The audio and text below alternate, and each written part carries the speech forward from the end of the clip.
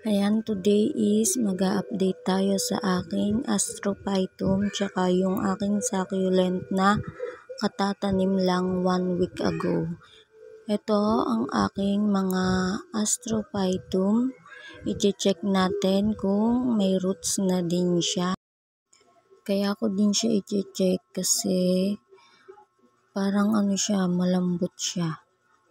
Titingnan ko kung may roots. Kung nag-roots ba siya. Tingnan natin. Mahigpit siya o nakakapit na siya. May roots na to. Kaso ang lambot niya nga, baka kulang lang sa dilig siguro ito. Sobrang kapit niya na.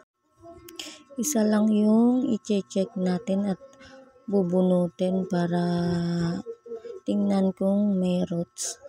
Ayan, meron naman siyang new roots. Ang problema lang is malambot siya. Baka nga kulang lang siya sa dilig. Pero diniligan ko na ito. Baka sakaling maging okay na yung ibang malambot.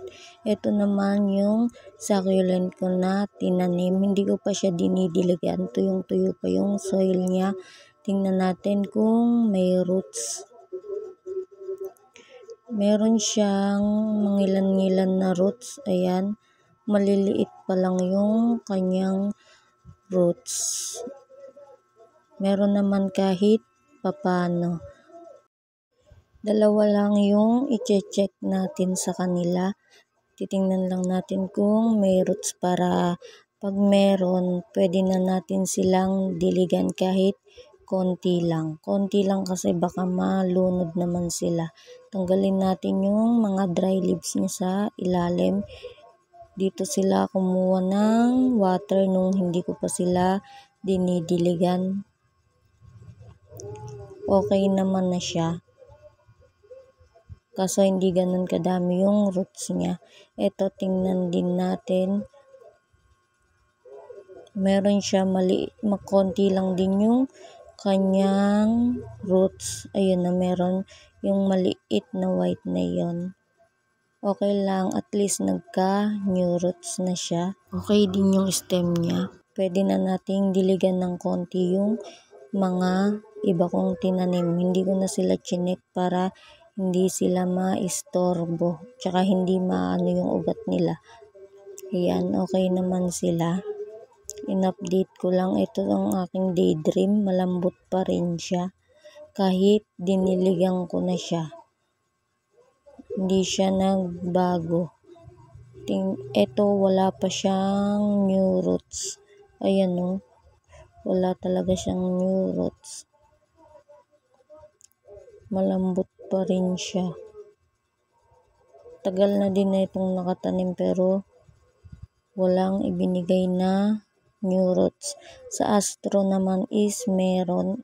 Sabay ko lang silang itinanim. Ayan, ito ang aking Astro. Tingnan nyo, may flower buds na siya. Maliit pa lang, may flower buds na. Hindi siya sumabay sa isa kong Astro para sana na pollinate siya. Dalawa silang magpa-flower. Yung maliit din, meron na siyang palabas na flower buds. Makikita na natin ang kanyang flower. Yung iba naman is okay sila, hindi sila malambot. Yung malambot lang talaga ang tinanggal ko. Makapit na sila. Nakakapit na siguro yung kanilang ugat. Okay naman sila, hindi naman malambot ito. Ayun o, dun siya magpa-flower.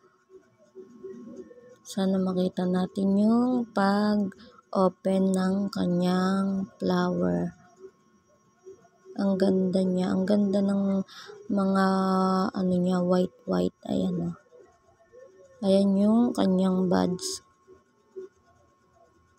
Flower buds. Happy ako kasi nagka-roots sila. Yun lang po ang aking update. Thank you for watching. God bless us all.